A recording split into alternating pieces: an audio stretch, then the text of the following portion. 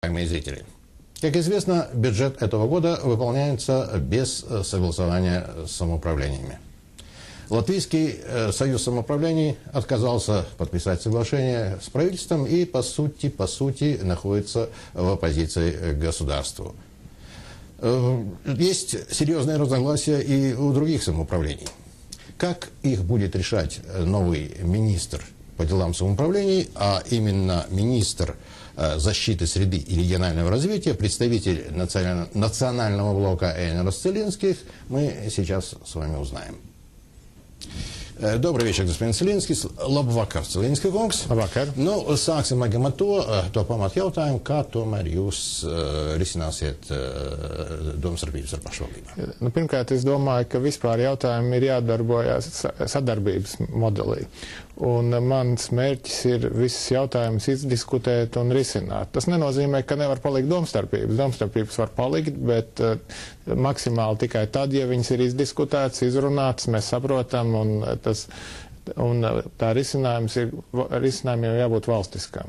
Tā ir tā mana pieeja, kādā es gribētu strādāt ar katru pašvaldību un arī ar pašvaldību savienību un lielo pilsētu apvienību. Nu, jums nav daudz laika, tomēr līdz vēlēšanām palikuši kādi 9 mēneši. Nu, tās domstarpības tomēr ir diezgan nopietnas un par finansiāliem jautājumiem. Tas ir par ienākumu sadali. Un, nu, vai tur kaut kas, teiksim, tajā proporcijā kaut kas mainīsies? Laikam jau būtiski ne. Ir skaidrs, ka mēs nemainīsim šī gada valsts budžetu. Līdz ar to tas, ko mēs varam darīt, ir sagatavot iestrādes nākošā gada valsts budžetam un izstrādāt savstarpēji saskaņot jaunu pašvaldību finanšu izlīdzināšanas likumu. Un, manuprāt, paralēli ar to arī grozījumi pašvaldību likumā, kas nosaka Rīgas kā galvaspilsētas statusu. Nu, tas finanšu izlīdzināšanas likums, kas tur varētu būt jauns? Es te dzirdēju, Lemberga kungs ļoti tur sūdzējās, ka dažās pašvaldībās dažādi attīstības tempi tajā pašā laikā uz vienu iedzīvotāju tiek vienai pašvaldībai vairāk dots, otrai mazāk. Kas tur tāds kardināli jauns varētu parādīties? Nu, jebkurā gadījumā tiešām ir zinām taisnība, ka pašreizējais modelis nav īsti korekts, un es varbūt neteikšu visus šos, tas būtu ļoti ilgi, ja es stāstītu, kā būs šie procenti, un īstenībā mēs vēl arī neesam vienojušies. Tas, ko mēs darīsim, ir izveidosim augstu līmeņu darbu grupu ar varam finanšu ministrijas, pašvaldību savienības, lielo pilsētu apvienības līdzdalību, acīm redzot ar Rīgu jārunā vēl atsevišķi, tad, lai pēc iespējas panāktu saskaņot risinājumu. Protams, ka vienmēr kāda pašvaldība paliks nedaudz neapmierināta. Nu, teiksim, tas iestrādātais modelis tā kā liecina uz to, ka šī brīdī neapmierinātāks varētu palikt pierīgas pašvaldības, jo viņas tā kā ir tomēr saņem ļoti lielu iedzīvotāju ienākumu nodokļu daļu pie samērā mazas infrastruktūras, bet, protams, arī ar šīm pašvaldībām jādiskutē.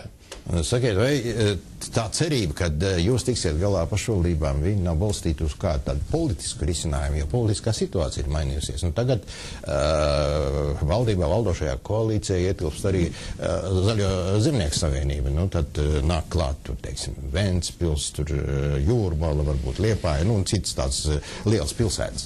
Es nezinu, vai var šī laikā runāt tikt galā.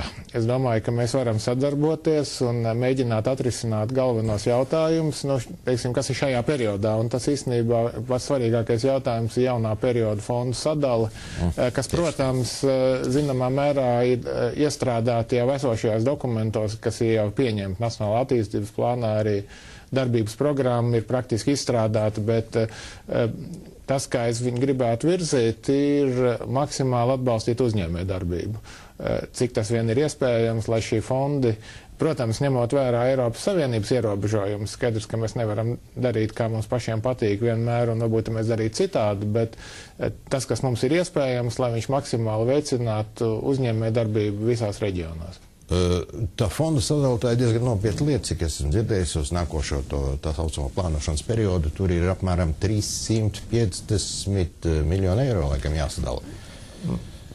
Tātad tās programmas, kas ir tiešā varam kompetencē, protams, Tas ir viens, un otrs ir, ka mums ir jāsadarbojās ar citām ministrijām, jo īstenībā nav tikai tā, ka var paņemt atsevišķi, teiksim, var izveidot caur savām programmām, teiksim, pievadu ceļus uzņēmumam, mēs nevaram attīstīt uzņēmumu būvniecību. Ja mēs izveidojam pievadu ceļus un nav uzņēmumu, tad, nebija vērts. Līdz ar to ļoti svarīgi ir izveidot sadarbību starp dažādām programmām un arī skatīties, ko var, teiksim, zemkopības ministrijas, ko satiksmes, ko ekonomikas ministrijas programmas, un lai tas darbojās kompleksi. Un tāpēc ir nepieciešams pašvaldību integrētās attīstības programmas, kas ir atkal vēl viens uzdevums, kas ir pašvaldībām jāizstrādā. Un īstenībā varam līdz šim arī nav devis skaidrus norādījumus, kā tas būtu jādara, un ir pēdējais laiks to darīt. Labi, sakiet, bet, teiksim, attiecības ar dažām pašvaldībām. Laikam pamatā ir diezgan saspringts attiecības ar Rīgu, ja? Bet parādās tagad ir dažas citas pašvaldības, kuras pašas vēlās regulēt savus, teiksim, transportu, tur jomā savus izdevumus, ienākumus, tur kaut kādas privilēģijas kādam dot. Kā šajā ziņā? Es domāju, šajā ziņā atkal ir jābūt vienotiem nosacījumiem, lai mēs saprastu, kas ir tās lietas, ko pašvaldība, teiksim, drīkst darīt, lai piesaistītu iedzīvotājus savai teritorijai, un kas ir tās lietas, ko nedrīkst darīt.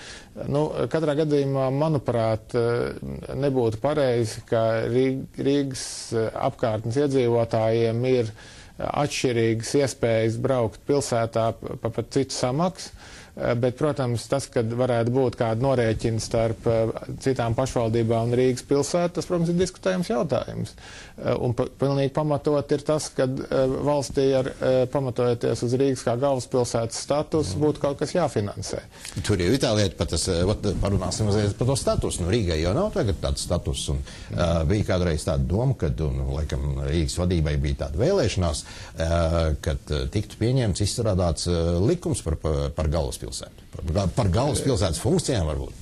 Jā, es tur pats esmu vēl savulaik strādājis pie šādām idejām, bet tas, kas pašlaik liekas, ka varbūt tur vesels likums nesanāk, un īstenībā varbūt pietiek ar šīs funkcijām, teiksim, nodefinēt vienu pantu likumā par pašvaldībām.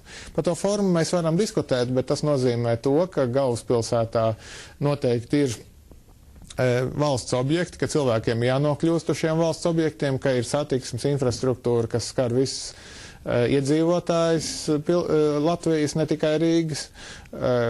Tātad, tie pamat jautājumi, varbūt vēl daži, kas varētu tikt identificēti.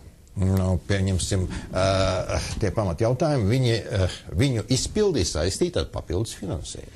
Tā ir tā problēma, ka šo papildus finansējumu mēs varam runāt saistībā ar nākošo finanšu izlīdzināšanas sistēmu, un tur tas ir jāņem vērā, bet, protams, man nav iespēju to atrisināt tūlītēji, jo valsts budžets ir šobrīd apstiprināts tāds, kāds viņš ir.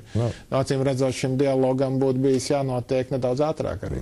Vismaz pie budžeta pieņemšanas. Tagad jau laikam es nezinu, kā tur, vai viņš varētu būt, vai viņam varētu būt tāds pozitīvs iznākums. Vispār, teiksim, jūs attieksmi pret Rīgu kā ministra. Viņi ir saistīti vairāk ar ekonomiskām problēmām, to, ka, teiksim,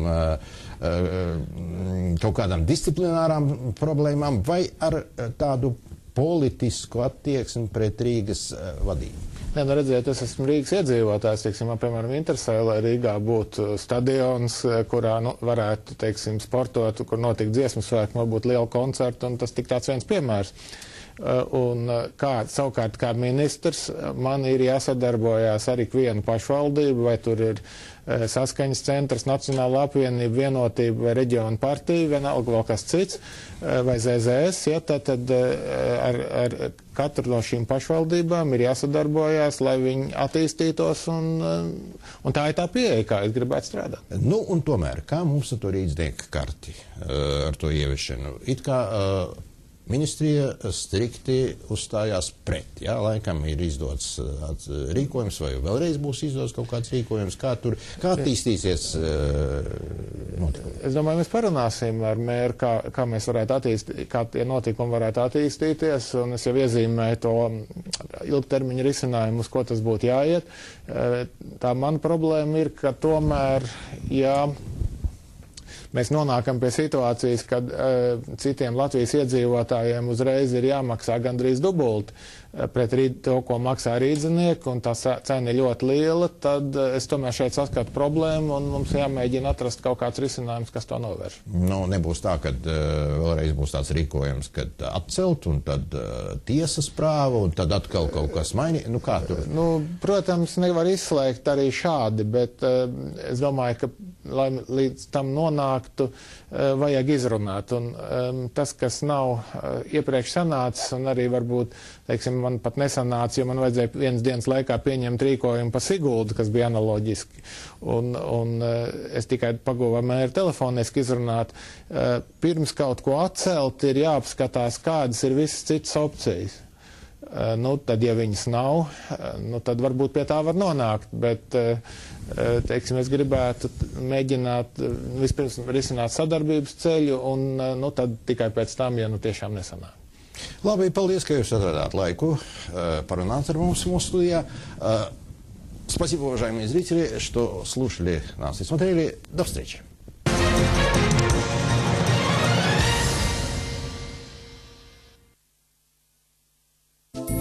Сейчас на Первом Балтийском канале премьера многосерийной мелодрамы «Верь мне». Далее развлекательное шоу «Вечерний Ургант» и программа «Политика» с Петром Толстым.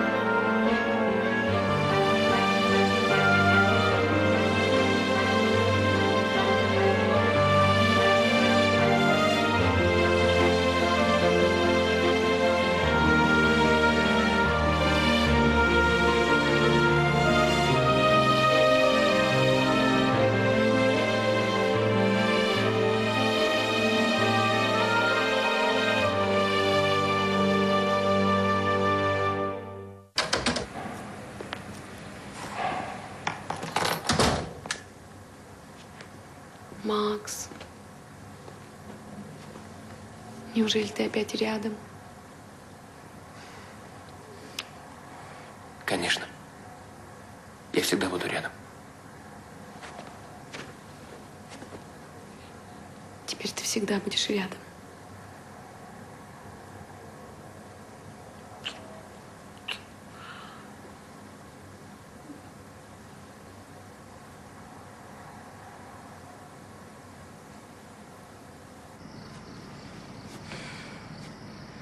Господи,